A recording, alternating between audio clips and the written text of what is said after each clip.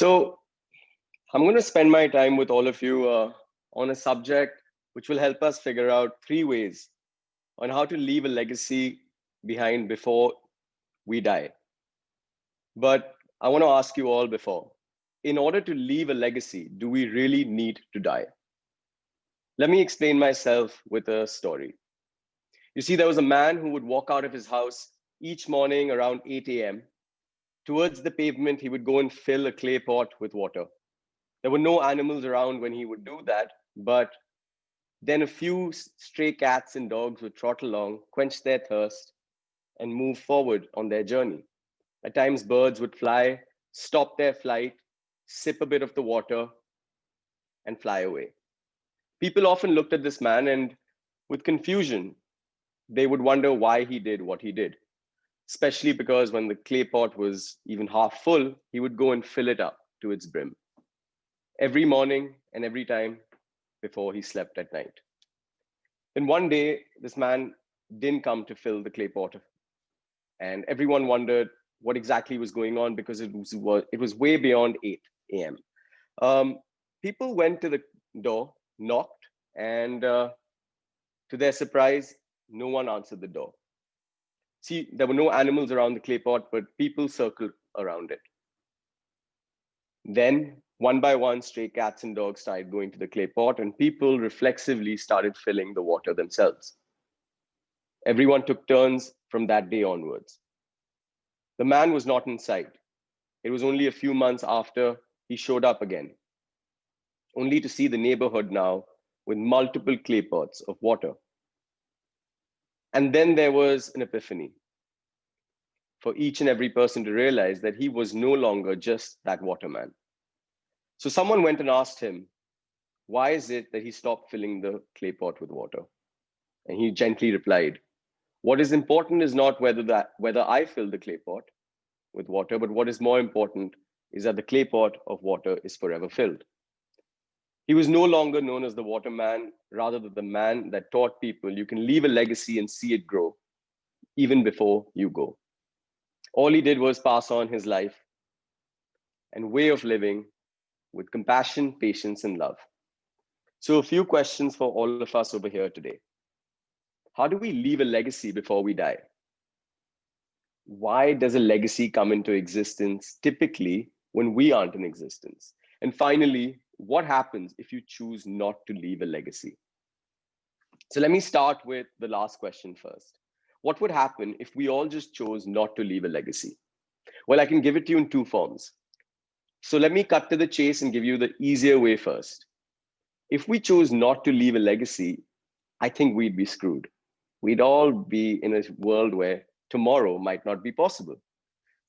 But in all seriousness, if we choose not to leave a legacy, I feel our days might not have meaning.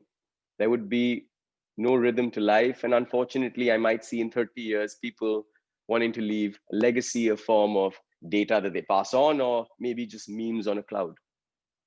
You see, the second question is more important, and that is, why does a legacy only come into existence when we aren't in existence? That is a trick question. We're living in a world where the term legacy is linked to possessions passed on after someone is no longer with us. But it's often the intangible elements of another that stay with us for longer. So I want you all to close your eyes for 5 seconds and just think of the first person that comes to your mind, and that is still with you, that has left a mark to make you who you are today. And while you close your eyes and think of this person, I just want you all to know that we're in the age of short-term goals and rapid thrills. In a world of swipe left and right, click and get, where does building a legacy and then leaving a legacy fit in? So now I'd like you all to open your eyes and buckle up. In the next 10 minutes, I'm going to tell you 3 ways I firmly believe we can leave a legacy before we die and see it grow before we go. The first rule of thumb is self-love. You see, as an author, I've had the privilege of researching probably the hardest subject I believe exists, and that is love. Each of us have been the culprit of romanticizing love and even putting it on a pedestal. We believe love owes us something and owes us something at all times, when in truth, Love is nothing until we believe in self-love. Now, as an individual working with startups from around the world, different parts of our phenomenal startup country, I realized the common link between successful founders, all successful founders, is that they love not only what they do, but they love themselves even when they don't like a particular journey they're in. So I want you all to think of when you really told yourself that you loved yourself. Now, I'm not promoting vanity when I say that. I don't expect you all to go out there and say, "Hi, I love myself." Well, that might be odd, but what you can do is let the other person know you appreciate yourself. Now, why is self-love so important in creating a legacy? It's quite simple. Self-love promotes self-love, which means if you end up loving who you are and others can see that, they too to learn how to love themselves. And that is why love is contagious.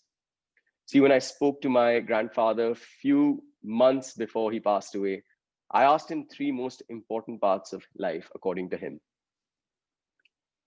And he told me learning the courage to love, being receptive to be loved, and having the patience to self-love.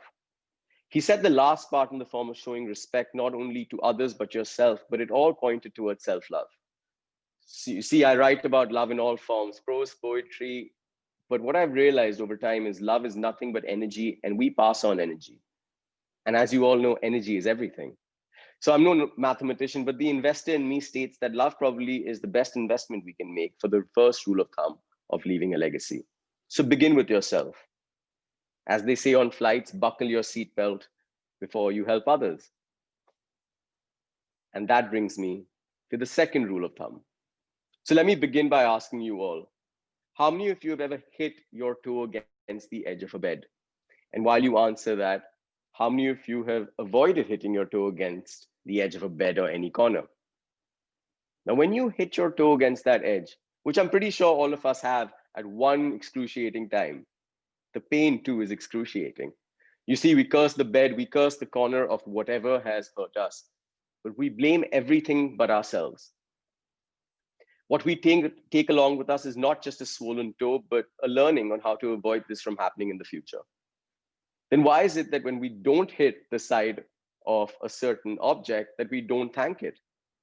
You see, I'll admit I've been thankful 0 times for when I've not hit my toe against the edge of a bed, edge of anything sharp, but I have complained and had one-sided fights with it countless number of times when I have stubbed my toe. It's easy not to show appreciation. It's an act that takes no change from us, but if we don't show appreciation, it doesn't lead to change either. Which brings me to the second rule of thumb, and that is simply feeling grateful. It is gratitude. So as an experiment to all of you here, close your eyes for 5 seconds and think of what you are grateful for. And as you are thinking right now, how many of you have thought of happy memories and that which is good about life? And why is it that we aren't thinking of aspects of life that didn't go correctly? Why are we not grateful for downfall? You see, if it wasn't for downfall, we'd never be able to see the upside. It's hard to surf on still waters, and it's impossible to do so for the long run either. We have got to start appreciating the downside. So to make this easier, I'm going to read out what I am grateful for, and feel free to laugh at my expense, because these are literally real reviews of my books back when I started as an author. And this is what I am grateful for. And it begins with, don't waste your time reading this book just because of some great reviews. That might sound harsh, but just wait for the next one. I don't understand how many high-star ratings are given to this crap. That is harsh, but it goes on to saying, nothing great about this book. I had quite fun with it though. Love irritating people. A bad, bad book. And then there were people who told me never to write, that I might be too early to write. And I am thankful for all these people, because much like them, there have been people who have called certain ventures failed ventures. And if it wasn't for them, I wouldn't have been able to write the books that get me to be here with all of you today.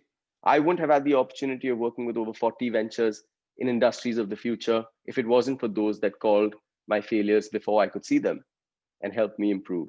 So concentrate on thanking the downside. We never say thank you as much, we end up cursing something. Just think about that.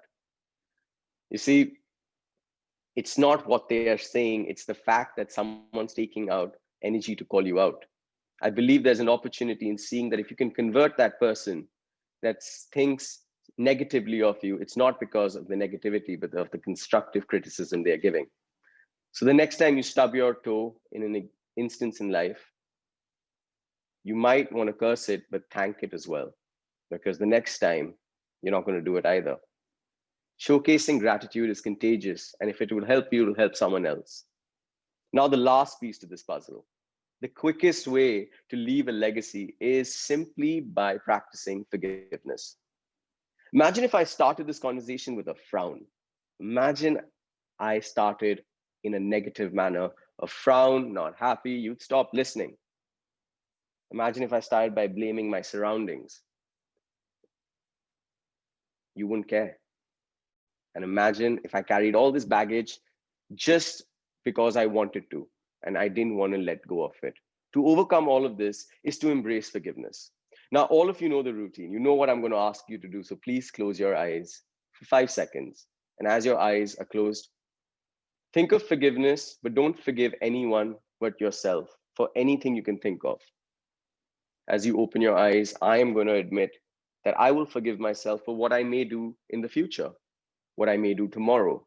You see, I don't want to utilize forgiveness for all of us to think of it as self-pity or a mere excuse, but forgive yourself so that we take action for what we do and we take accountability and don't blame others.